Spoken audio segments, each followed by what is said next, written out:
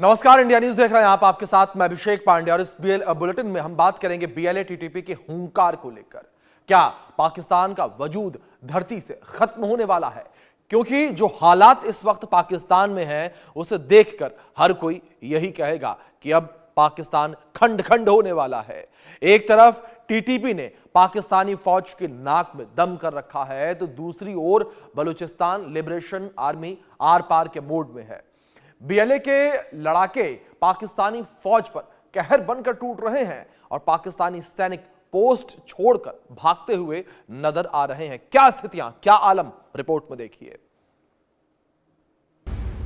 पाकिस्तानी फौजियों का जुलूस, जो पाकिस्तान आतंकवाद के दम पर भारत को परेशान करने की कोशिश करने में लगा रहता था, अब उसी आतंकी नाक का जहर पाकिस्तान को खंड खंड करवा कर रहेगा। पाकिस्तान ने जैसा जहर बोया वैसा ही जहरीला फल मिला। पाकिस्तान ने आतंक की खेती की और यहाँ सिर्फ आतंक की ही फसल लहलहाई।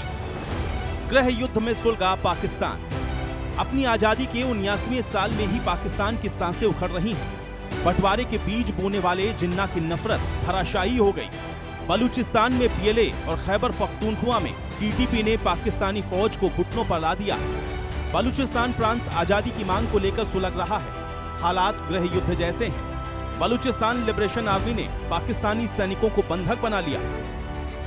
तस्वीरों में 8 पाकिस्तानी सैनिक ऊबड़ खाबड़ पथरीले इलाके में जमीन पर घुटनों के बल बैठे हुए दिख रहे हैं। उनके पास हथियारबंद लोग खड़े हैं। हालांकि पाकिस्तानी फौज का बेशरम मुखिया अपने जवानों के पकड़े जाने के दावे को हवा हवाई बता रहा था, लेकिन जब बीएलए ने सैनिकों को बंधक बनाए जाने का वीडियो जारी किया तो आसिम मुनीर के चेहरे की हवाइयां उड़ गईं। वीडियो में एक सैनिक रोते हुए पाकिस्तानी सेना पर सवाल उठाता है कि आर्मी कैसे कह सकती है कि हम उनके लोग नहीं हैं। सैनिक अपना पहचान पत्र दिखाते हुए कहता है कि ये पाकिस्तानी सेना ने ही उसे बना कर दिया है और आज वही सेना उसे पहचानने से इनकार कर रही है। बलूचिस्तान लिबरेशन आर्मी अब इन जवानों के बदले अपने कैदी लड़ाकुओं को छुड़ाएगी। सरेंडर आर्मी का चीफ आसिम मुनीर वही करेगा जो बीएलए चाहती है। बीएलए अपनी आजादी की लड़ाई काफी वक्त से लड़ रहा है, लेकिन कुछ दिनों से वो पाकिस्तानी फौज पर इतना आक्रामक क्यों है? दरअसल इसके पीछे की वजह खुद पाकिस्तानी फौज है। दरअसल 31 जनवरी के हमले के जवाब में आसिम मुनीर ने ऑपरेशन रद्दुल फितना 1 चलाया है। ऑपरेशन के बाद पाकिस्तानी सेना का ये दावा है कि उसने बीएलए के 216 आतंकवादियों को मौत के घाट उतारा है। इस पूरे संघर्ष में महिला और बच्चे समेत 36 नागरिक मारे गए। पाक फौज के ऑपरेशन के बाद बलूच लड़ाकों ने मोर्चा खोल दिया है। बलूच लिबरेशन आर्मी ने ऑपरेशन हैरोफ का आगाज किया है। 10 शहरों में एक साथ हमले किए हैं, जिसने पाकिस्तानी सत्ता को हिलाकर रख दिया है। बीएलए ने क्वेटा, ग्वादर, मुश्की और तुर्बत समेत 10 शहरों में पाकिस्तानी सेना और आईएसआई के ठिकानों पर एक साथ हमला किया है। पाकिस्तान के रक्षा मंत्री ख्वाजा आसिफ भी हाँफने लगे हैं। संसद में उन्होंने कबूल किया है कि बीएलए से पाक फौज मुकाबला नहीं कर सकती। तरह मैनेज नहीं कर सकते। हमें दहशतगर्दी का सामना जो है केपी में भी है, पख्तूनख्वा में भी दहशतगर्दी का सामना है। हमारी वहां पे फोर्सेस जो हैं, सिक्योरिटी फोर्सेस जो हैं, उनकी तादाद कहीं ज्यादा है। बीएलए और टीटीपी ने पाकिस्तानी फौज को पिछले 5 दिनों में कितना नुकसान पहुंचाया है, इसके बारे में भी जान लीजिए। पिछले 5 सालों में हजारों पाक जवानों की मौत।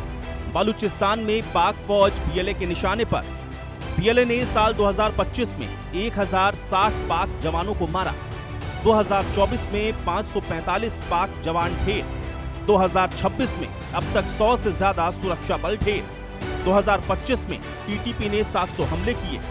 टीटीपी मुख्य रूप से खैबर पख्तूनख्वा में एक्टिव। बीएलए ने जनवरी के आखिरी में बलूचिस्तान पर बड़ा हमला किया था, जिसमें पाकिस्तानी सेना और अर्धसैनिक बलों पर हमले किए गए। हमले में 200 पाकिस्तानी सुरक्षा कर्मियों के मारे जाने का दावा किया गया, लेकिन पाकिस्तानी सेना ने सिर्फ 17 जवानों के मारे जाने की बात को कबूल किया। पाकिस्तानी फौज के जवान कितने जाबाज हैं, इसकी बानगी देख लीजिए, आपकी हंसी नहीं रुकेगी। जिन जवानों को टीटीपी के आतंकियों से वतन की हिफाजत के लिए भेजा गया था, टीटीपी ने उन जवानों के कपड़े उतारकर उनकी परेड करवा दी। आप तस्वीरों में देख सकते हैं कि इन कायर बुजदिल पाक सेना के जवानों को सरेंडर करके अर्धनग्न हालत में बैठे हैं। टीटीपी के लड़ाके जश्न मना रहे हैं। जैसे ये कायर पाक फौजी कोई वर्ल्ड कप की ट्रॉफी हो। अब जरा इन तस्वीरों को भी देख लीजिए। टीटीपी के लड़ाके किस तरह से पाकिस्तानी फौज को पीट रहे हैं। उसे बुरी तरह से पीटा जा रहा है, वो चीख रहा है, चिल्ला रहा है, लेकिन बेशर्म पाकिस्तानी जनरल आसिम मुनीर इसे एआई वीडियो बता देगा। लेकिन सरेंडर करना पाकिस्तान की पुरानी फितरत है। पाकिस्तानी फौज की फजीहत का ये सबसे शानदार वीडियो है। खैबर पख्तूनख्वा के वाजपुर में पाकिस्तानी फौज की चौकी पर टीटीपी के लड़ाकों ने पूरी तरह से कब्जा कर लिया। पाकिस्तानी फौज का कोई भी जवान यहां मौजूद नहीं है। मौत की आहट पाते ही वो यहां से फरार हो गए हैं। ये नजारा भी कायर पाकिस्तानी फौज की पोल खोल रहा है। पाकिस्तानी सेना के कायर जवान अपने वाहनों को ही छोड़कर फरार हो गए। पश्तूनों की जाबाजी के आगे कोई पाक फौजी नहीं टिक रहा। खैबर पख्तूनख्वा लगभग पश्तून लड़ाकों के कब्जे में आ चुका है। वजीरिस्तान में टीटीपी ने कई पाकिस्तानी सैन्य कर्मियों को मार गिराया और चौकियों पे कब्जा कर लिया। आसिम मुनीर की समझ में नहीं आ रहा पीएलए और टीटीपी को कैसे शांत किया जाए। पाकिस्तानी सेना प्रमुख आसिम मुनीर भारत में आतंकवाद को बढ़ावा देने में व्यस्त हैं और इसी नापाक साजिश के चलते अब आतंकवाद के अजगर ने उनका गला जकड़ लिया है। अब पाकिस्तान के टुकड़े होने से कोई नहीं बचा सकता। पाकिस्तान का अतीत और वर्तमान दागदार है। पाकिस्तान का कोई मुस्तकबिल नहीं। पाकिस्तान तो डूबता जहाज है, डूबता जहाज। Bureau report, India news. आपने रिपोर्ट देखी, आपने समझना कि किस तरीके से स्थितियां बनी हुई नजर आ रही हैं। ग्राफिक्स के माध्यम से कुछ और अपडेट्स आप तक हम पहुंचाते हैं कि किस तरीके से बलोच जो हैं वो अपने ऑपरेशन को अंजाम दे रहे हैं, किस तरीके से पाकिस्तानी सेना के ऊपर वो अटैक कर रहे हैं, तबाही उन्होंने मचाई हुई है। आप समझिए किस तरीके से हैरोफ का अर्थ होता है काला तूफान। ऑपरेशन हैरोफ को लेकर जानकारी यही है, अंधेरा तूफान की तरह हिंसक और विनाशकारी। आप समझिए यहां बलूच लिबरेशन आर्मी के ऑपरेशन को लेकर सामने आने वाली हर एक चीज को तबाह कर देना। बीएलए लड़ाकों का एक साथ 48 टारगेट्स पर अटैक रहा, 48 जगहों पर एक बार में अटैक। सेना, पुलिस, खुफिया एजेंसियों के ठिकाने जो हैं वो निशाना बनाए गए। हमले में 84 सैनिक ढेर हुए, 18 सैनिकों को बंदी बीएलए के द्वारा बना लिया गया। इस बड़े अटैक में हैरोफ आजादी की लड़ाई को आगे बढ़ाएगा। ऑपरेशन हैरोफ से पाकिस्तानी फौज हिली हुई है, डरी हुई है। ऑपरेशन हैरोफ पाकिस्तानी फौज के लिए एक बड़ी चुनौती बनता हुआ नजर आ रहा है। हैरोफ का अर्थ होता है काला तूफान। आप समझिए किस तरीके से पाकिस्तान के अंदर इस वक्त ये काला तूफान उठा हुआ है और इस काले तूफान से पाकिस्तान डरा हुआ है। पाकिस्तानी आर्मी, आसिम मुनीर डरे हुए हैं। बीएलए लड़ाकों का एक साथ 48 टारगेट्स पर अटैक हुआ, 48 जगहों पर एक साथ अटैक किए गए। ऑपरेशन हैरोफ जो है वो पाकिस्तानी फौज के लिए एक बड़ी चुनौती बना हुआ है और पाकिस्तानी फौज के पास इसका कोई पलट कर जवाब नहीं है, क्योंकि पाकिस्तानी सरकार जो है, पाकिस्तानी आर्मी जो है वो घुटनों पर आ गई है। और आलम यह है कि बलूचिस्तान के अंदर जो चौकियां हैं, जो पोस्ट है, उन पर बीएलए के लड़ाकों ने कब्जा कर लिया है। आलम यह है कि बीएलए के लड़ाकों के आगे जो पाकिस्तानी आर्मी है वो घुटने टेक रही है। आलम यह है, आप समझिए, कि जो पाकिस्तानी आर्मी के जवान हैं वो बीएलए को देखने के बाद इतना डर गए हैं कि वो इस्तीफा दे रहे हैं। अगर किसी आर्मी के जवान की पोस्टिंग बलूचिस्तान में हो रही है तो वो इतना डर जा रहा है कि वो आर्मी छोड़कर भाग जा रहा है, वो अपनी चौकी छोड़कर, अपनी पोस्ट छोड़कर भाग जा रहा है। आप समझिए क्या स्थितियां इस वक्त बनी हुई नजर आ रही हैं। दूसरी ओर आजादी की लड़ाई को लेकर बात करें तो बलूचिस्तान लिबरेशन आर्मी का कहना है कि उनकी आजादी की लड़ाई है और वो आजादी पाकिस्तान से लेकर रहेंगे और हर कीमत पर वो पाकिस्तान से आजादी यहां पर लेंगे और पाकिस्तान कि सरकार से उनकी लड़ाई अंतिम दौर तक जारी रहेगी। चलिए आगे बढ़ेंगे। एक समय में उन्हें एक सिक्के के दो पहलू कहा जाता था, लेकिन आज एक जेल की सलाखों के पीछे है तो दूसरा देश की कमान संभाले हुए है। यह कहानी है क्रिकेट के मैदान से राजनीति के शिखर तक पहुंचे इमरान खान और पाकिस्तान के सबसे शक्तिशाली व्यक्ति जनरल आसिम मुनीर की। इस कहानी में क्या क्या ट्विस्ट रहे, रिपोर्ट में देखिए।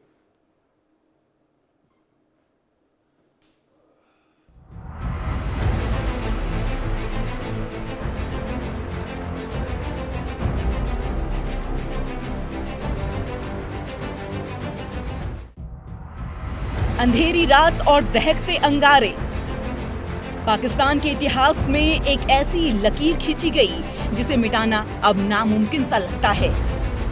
रावलपिंडी के मिलिट्री हेडक्वार्टर के लोहे के गेट पर आज पत्थर बरस रहे थे। ये वो पत्थर नहीं थे जो किसी दुश्मन ने फेंके थे, बल्कि ये उस लाडले के समर्थकों का गुस्सा था जिसे कभी इसी फौज ने अपनी आंखों का तारा बनाया था। एक तरफ है वजीराबाद की गलियों से निकला कप्तान इमरान खान और दूसरी तरफ है रावलपिंडी की ठंडी फाइलों और सख्त अनुशासन के बीच पले बड़े जनरल असीम मुनीर। ये कहानी सिर्फ सत्ता की नहीं बल्कि उस रंजिश की है जो एक बंद कमरे से शुरू हुई और आज पूरे मुल्क को अपनी चपेट में ले चुकी है।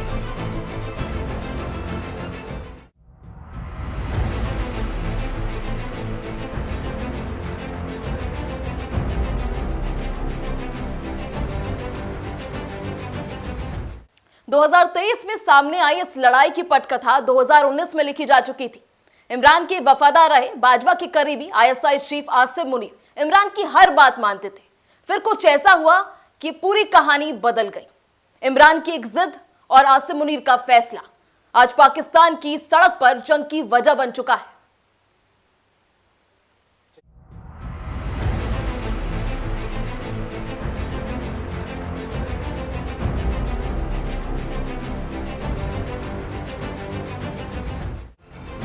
दो 2018 में जब इमरान खान प्रधानमंत्री बने तो कहा गया कि फौज और हुकूमत एक ही पेज पर हैं, लेकिन पर्दे के पीछे कुछ और ही पक रहा था।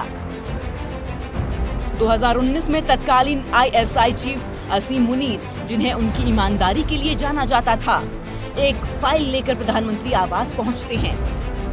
खबर थी कि उस फाइल में इमरान के करीबी लोगों के कथित भ्रष्टाचार के सबूत थे। कप्तान को ये दखलंदाजी पसंद नहीं आई। नतीजा, असीम मुनीर को रिकॉर्ड 8 महीने के भीतर पद से हटा दिया गया। मुनीर चुपचाप वापस तो चले गए, लेकिन पाकिस्तान के कप्तान ने शायद ये नहीं सोचा था कि जिस शख्स को उन्होंने पद से हटाया है वही एक दिन पाकिस्तान की सेना की कमान संभालेगा।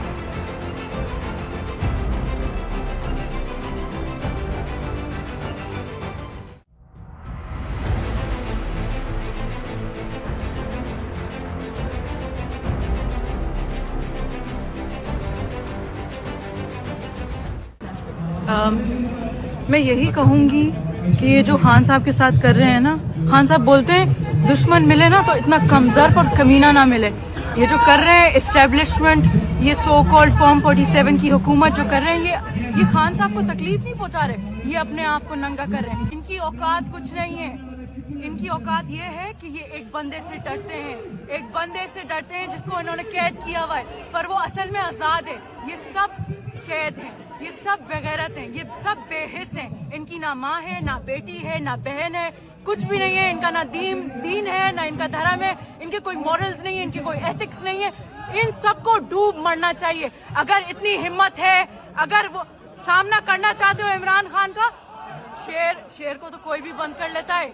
शेर को बंद करके लड़ाई नहीं होती, शेर को बाहर निकालो और लड़ो उससे, तब पता चलेगा कि तुम कितने मर्द के बच्चे हो।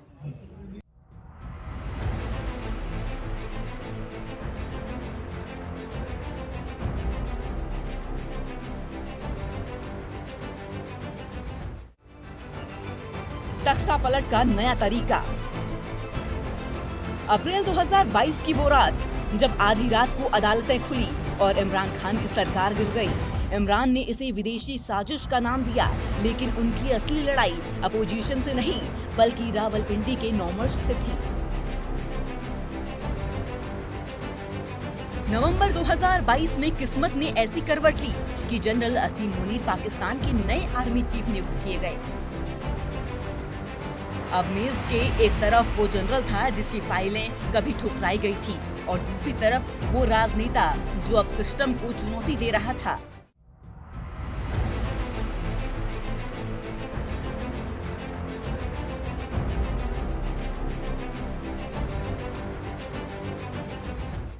रेड लाइन और जेल की दीवारें। 9 मई के दंगों ने सब कुछ बदल दिया। सेना के लिए वो रेड लाइन थी। जनरल मुनीर के नेतृत्व में सेना ने स्पष्ट कर दिया कि अब और रियायत नहीं। एक एक करके इमरान के साथी उनका साथ छोड़ने लगे, मानो कोई ताश का महल ढह रहा हो। इमरान खान को जेल की कालकोठरी में भेज दिया गया। भ्रष्टाचार से लेकर चोरी तक के इल्जाम उन पर मढ़े गए, लेकिन जेल की ऊंची दीवारें भी इमरान के वोट बैंक को शांत नहीं कर पाई।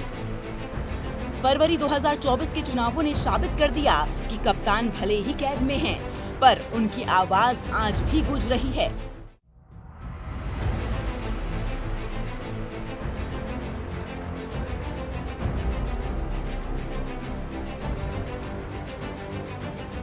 और जो हमारा लीडर है वो भी डरने वाला नहीं है। वो आज भी सम्मान पार्क में बैठा है, वो भगोड़े नवाज की तरह बाहर जाके नहीं बैठा। वो चाहता तो वो लंदन भी जा सकता था, उसके पास रास्ते खुले हुए थे। वो भगोड़ा नहीं है, वो गोलियां लगी थी, वो जब भी नहीं भागा, वो इलाज के बहाने भी नहीं भागा।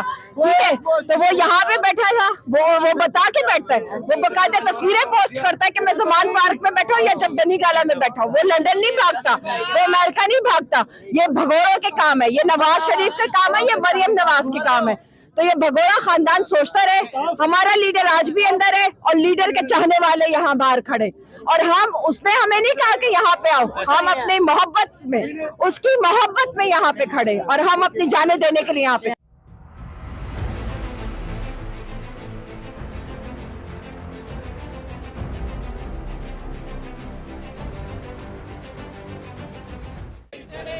आज पाकिस्तान एक चौराहे पर खड़ा है। एक तरफ जनरल असीम मुनीर का सिस्टम है जो अनुशासन और स्थिरता के नाम पर पाकिस्तान को बर्बाद कर रहा है। दूसरी तरफ इमरान खान का इनकलाब है जो सब कुछ बदल लेने की जिद पर अड़ा है। इस शतरंज की बिसात पर मोहरे अब भी चल रहे हैं। कोई इसे अहंकार की जंग कहता है, कोई इसे हकीकी आजादी का संघर्ष। लेकिन इस शोर में पाकिस्तान की आवाम की आवाज कहीं दब गई है। सवाल ये नहीं कि कौन जीतेगा, सवाल ये है कि क्या इस जंग के बाद पाकिस्तान कभी पहले जैसा हो पाएगा।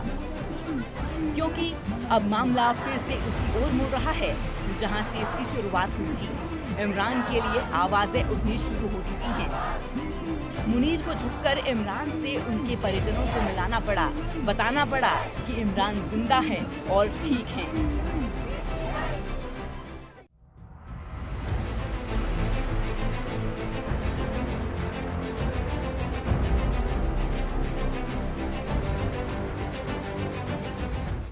और मैंने कहा मैं नहीं करूंगी, मगर आज जब ये सारी मैं चीजें देखी हैं और जो उनकी हालत है, उन्होंने मुझे कहा, कहते ये मुझे मार देंगे, इन्होंने मुझे मारने का प्लान किया है और आसिम मुनीर इसका जिम्मेदार होगा। और मैंने कहा मैं क्यों कहूँ मार देंगे, कहते कहो कि मुझे मार देंगे, ये मुझे मार रहे हैं, ये मुझे मार देंगे। तुम सोचे अब जो ये सब कुछ हो रहा है, जिस तरह हर चीज और जो जैसे ये मोहसिन नकवी जैसा इंसान बातें कर रहे हैं, अब मुझे यकीन है ये मार देंगे।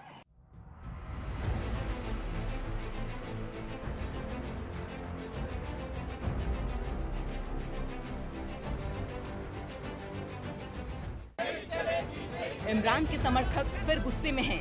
इमरान की आंख की रोशनी और जेल में उस पर अत्याचार की खबरों ने समर्थकों के गुस्से को फिर से भड़का दिया है। सड़कों पर आग, नारेबाजी और हंगामे की तस्वीरें फिर से 9 मई की याद दिला रही हैं।